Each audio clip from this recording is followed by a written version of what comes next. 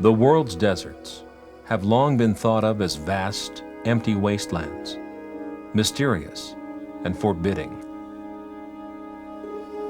Hollywood dramas fostered this image, where brave pioneers and lost travelers struggled against dangerous odds, often succumbing to them. But the desert is alive and is a source of life. These seemingly inhospitable locales are home to an astonishing variety of plant and animal life, life that has adapted to the unusually harsh environment and carved out a niche to survive and to thrive.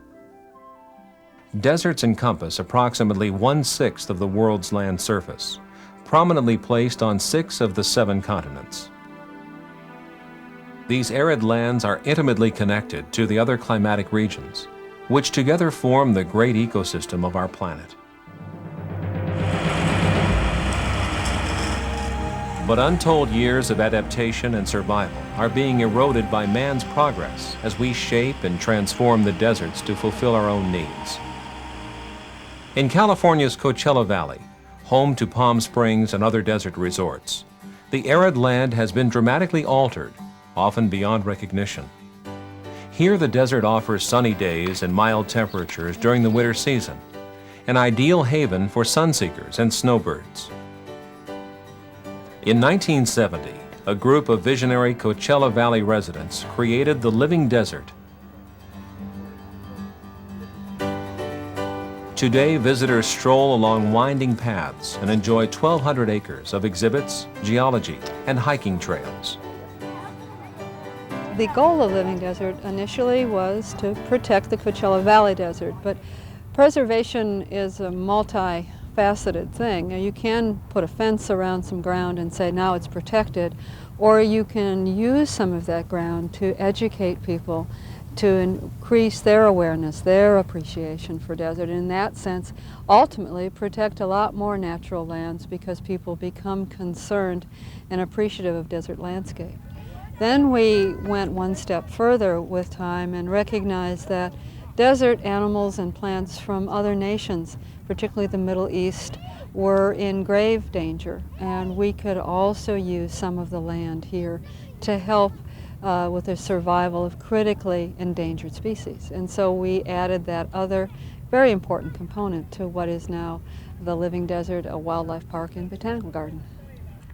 Many people ask us to define the Living Desert, and we describe it as a combination of the traditional zoological park and a traditional botanical garden, but focused on plants and animals from the desert.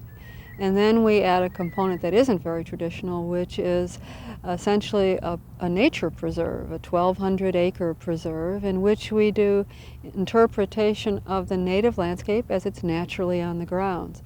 And so the Living Desert's really a hybrid organization between a zoo and a botanical garden and a nature preserve. And we try to fill all of those roles, but all related to desert. Melissa Coy is the Living Desert's Wildlife Program Coordinator. She'll be presenting some of the animals she works with throughout the video. This is Shangani, and he's a South African serval. He's part of our wildlife program here at the Living Desert. We got him when he was 3 weeks old, and I raised him, and he weighed about 3 pounds then. He now weighs almost 30 pounds. The serval is an endangered species in Algeria. They're found in South Africa, anywhere south of the Sahara. They're found in Mozambique and Zimbabwe, Namibia, and Algeria.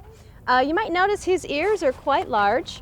That's one adaptation for hunting that they have. The serval will actually listen for things underground, something like a vlay rat, which is similar to a kangaroo rat. And then they'll, when they hear a prey going by, they will poke their paw all the way down into the ground into a hole and fetch it out.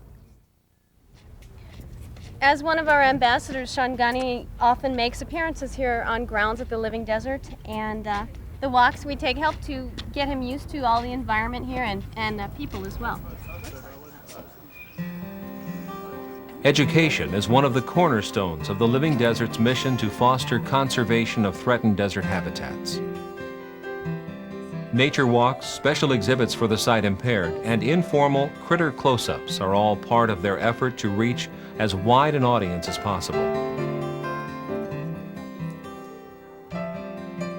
In the Discovery Room, school students, families, and other groups are treated to a hands-on experience. The Discovery Room was one of my ideas when we first designed this building. We devised our Discovery Room with renewable resources, so to speak. We have feathers from birds and skins from snakes and a lot of other things that we have made ourselves. Everything in there, with the exception of the carts, were made by our staff or our volunteers.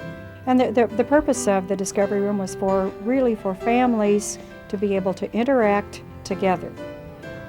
We have found, much to our surprise, that adults as well as children enjoy it, because how many adults have ever touched a coyote skull or felt a snake skin as well? Each year we've increased our number of volunteers, and we now have 150 senior docents, 50 more in the training class. Because the Palm Springs area is one of the world's most popular business meeting destinations, the Living Desert makes a special effort to reach out to visiting members of the corporate community. Private tours and parties are offered, as well as entertaining lectures and the popular Live from the Living Desert program, where animals are brought to groups staying at local resorts. These marketing and outreach programs ensure that the Living Desert message of respect and conservation will be spread to a worldwide audience.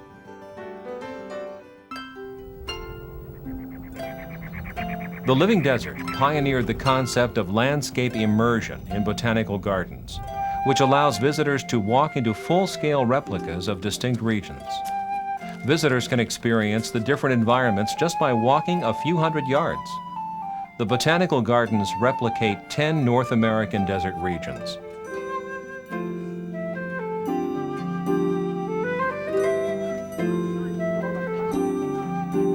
And don't be surprised if you come across some of the local residents.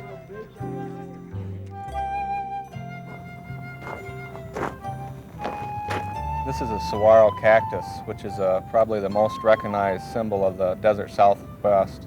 It's the largest cactus growing in America. It grows in the central Arizona into the northern part of the Sonoran, Mexico desert.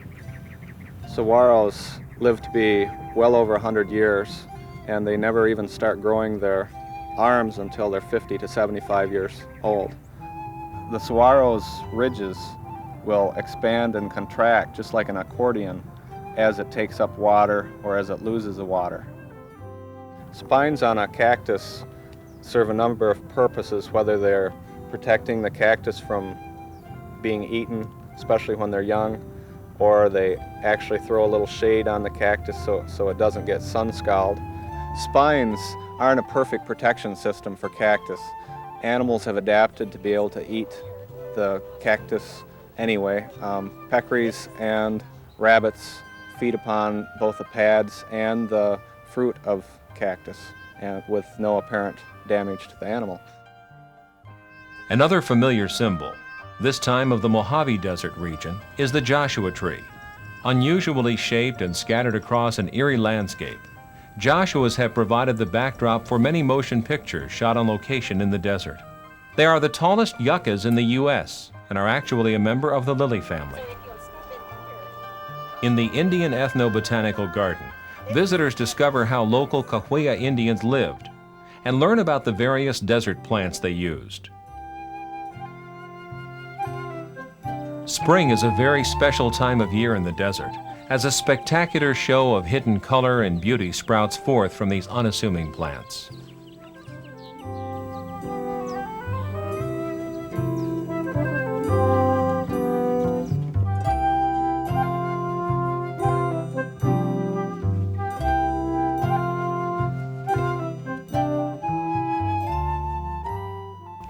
This is Max. He's a 2-year-old spring hus.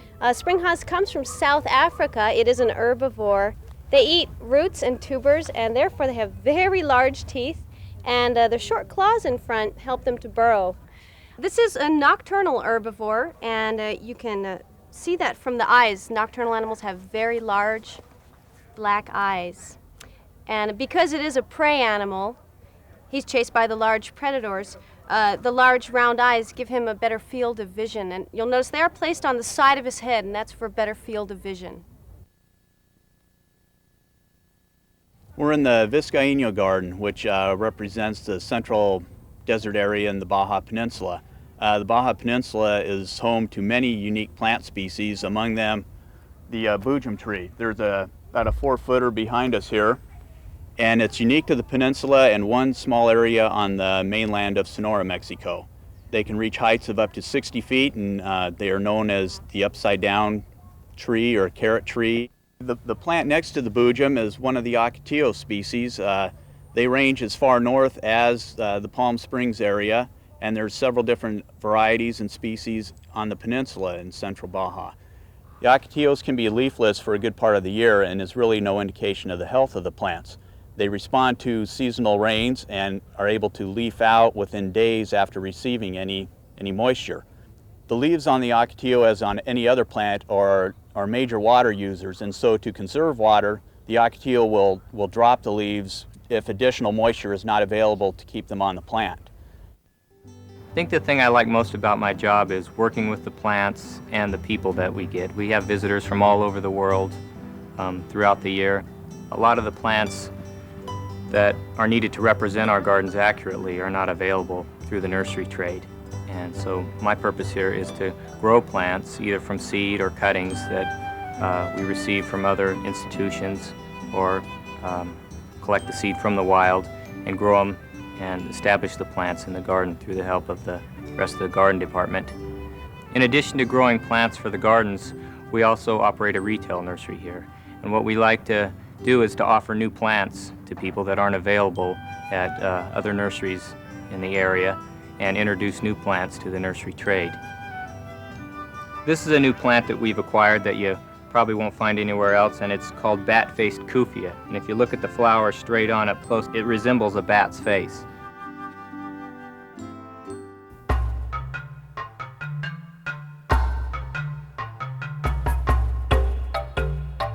The Living Desert is making significant progress toward its goal of helping preserve desert habitats for future generations.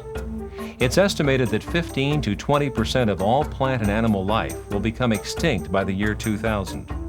Loss of habitat is a worldwide conservation problem, but is especially severe in the desert, where animal and plant life are sparse to begin with. The Living Desert is building an ark of animals and plants in a program called the Species Survival Plan, coordinated by the American Zoo and Aquarium Association.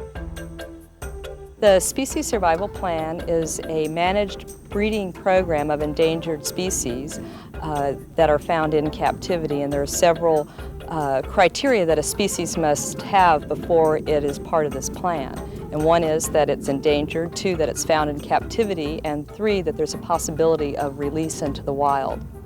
The objective of the Species Survival Plan is to increase populations in captivity. If there's a possibility of release, then the animals can be released back into their former habitat. And also, it's a form of insurance that these species will be around into the future. There's several examples. One is the Arabian oryx in Living Desert has participated with sending animals back to Saudi Arabia and Oman. Whenever possible, offspring are left in the care of their mothers, especially if a species is destined for re-release. This helps to ensure that the young animal will grow up to become independent and acquire the natural and instinctive behaviors it will need to survive in the wild. When the Arabian oryx gives birth, what the mother usually does is she separates herself from the herd anywhere from 48 to 24 hours prior to birth. And once she gives birth, she'll hide the baby for within maybe 24 hours or so, and then she will continue to go over and nurse it. After about 24 hours, the baby is mobile and gets up and starts following her around, and within a 24-hour to 48-hour period, they're up and moving with the herd. And that's really important because Arabian oryx can travel up to 20 miles at night in search of food. The oryx is the animal that gave rise to the unicorn myth, because an oryx who turns its head sideways and its horns are symmetrical, it appears as if they only have one horn. Another endangered African animal in the Living Desert Species Survival Plan is the Grevy zebra. Driven nearly to extinction, this unique species now has a second chance to survive.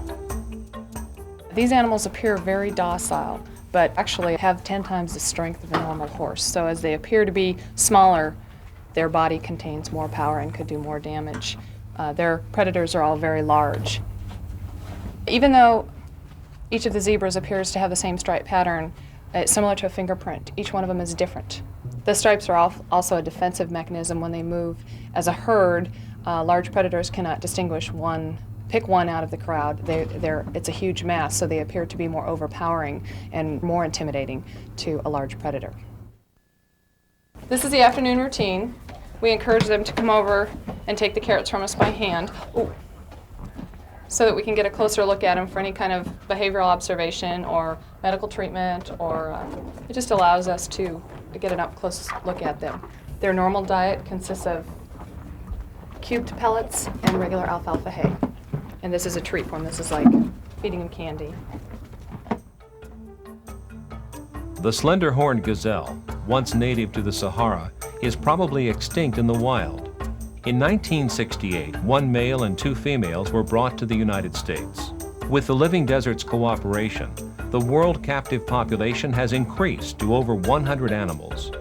But no native lands safe for reintroduction are available at this time. One of the more popular residents in the African animal section is the meerkat, a member of the mongoose family found in South African desert regions. These playful, intelligent animals are deceptively friendly, for their main defense against predators is an aggressive group effort to spot and fend off attackers.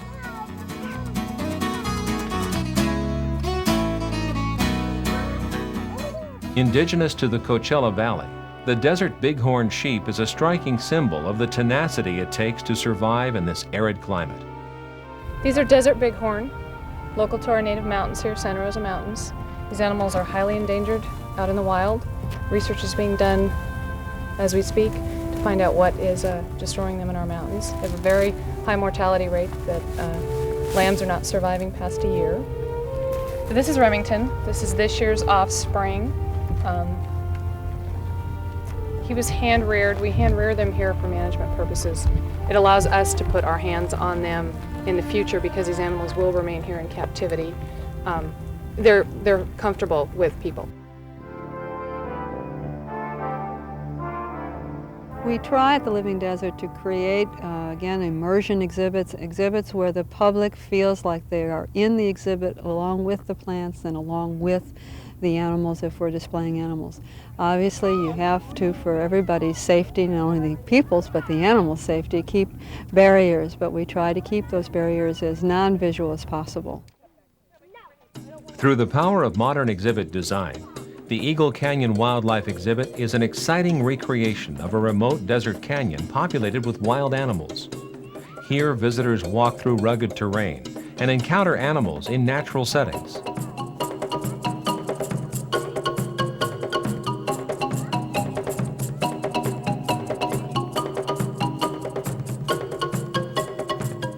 This is the mountain lion exhibit. It's in Eagle Canyon, state-of-the-art, our newest. And we have 2 cougars. Sedona is the female and Reno is our male. They were both hand-raised, which makes them good exhibit animals. We have the viewing windows, which is the piano wire, and it gives people the feeling of looking into a natural exhibit so that photographs are a lot easier to take. It gives a feeling of actually being there in the exhibit. And then the full glass gives people an opportunity to see the mountain lions up close as they walk by. Plus it gives mountain lions a peek at the people. By incorporating elements like invisible barriers, real and man-made terrain, and face-to-face contact with the animals, the designers have created the illusion that Eagle Canyon is a real place populated with wild animals.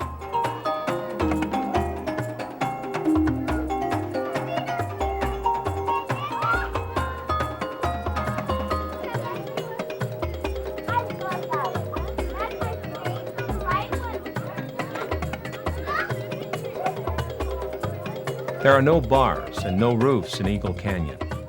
To prevent the animals from trying to leave the exhibit, the designers used a psychological concept called in-rigging, tilting the walls inward. From an animal's point of view, there doesn't appear to be a way to climb out. Mexican wolf used to range throughout Nevada, Arizona, and Texas. Unfortunately, they have been hunted almost to extinction by bounty hunters, which were commissioned by the cattle ranchers. It's actually a myth that the wolves will take livestock. The only way they will take one is if it is old and dying, or the very young and the ones that are weak and cannot keep up. So they actually help control the herds and keep them healthy, like many predators do. Here at the Living Desert, we're very proud of our Mexican wolves. We have a male and female. It's a breeding pair, and on April 30th, 1993, the female gave birth to 5 pups. The wolf pack will actually howl as a means of communication. They also do it right after they've made a kill. And sometimes they communicate with our coyotes as well, who are just across the way.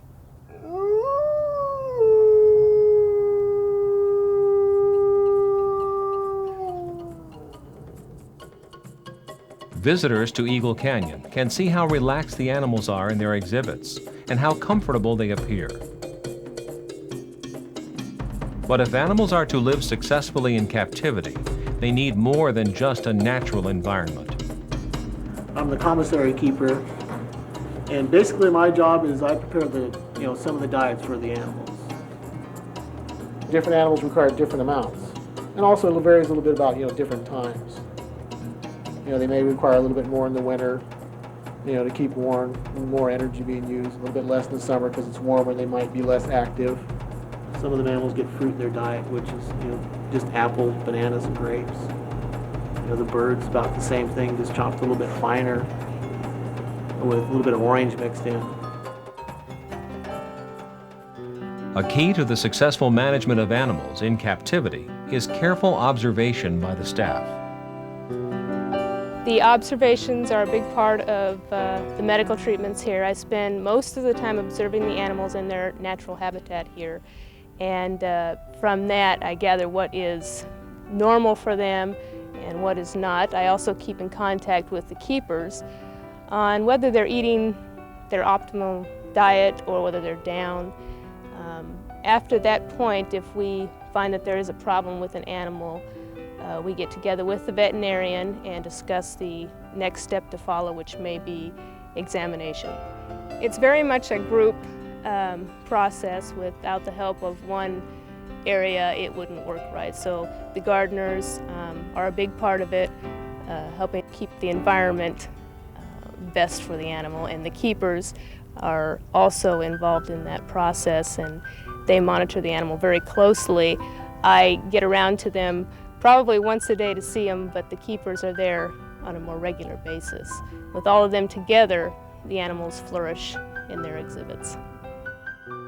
Constant communication among the staff members adds to their working knowledge and results in better care for both plants and animals. Sometimes creative solutions to problems have to be applied. We were having problems with setting the trays down and the ants getting to them before the birds could eat. Our bird keeper designed this, and this is a little cement mold that she made, and has a little water trough here, and we put water in it and then the food tray on here, and that way the ants can't get to the food. And she also did them in various heights. One of the challenges of growing plants here at the Living Desert is trying to keep them alive in the animal exhibits. And to make it look more natural, we put some plants in planters when we built the facility, and the plants all have individual water running to them. And those plants, of course, animals can't get to. The plants on the ground is another matter. The animals tend to beat them up, use them as pillows. They eat them, play with them, hide under them.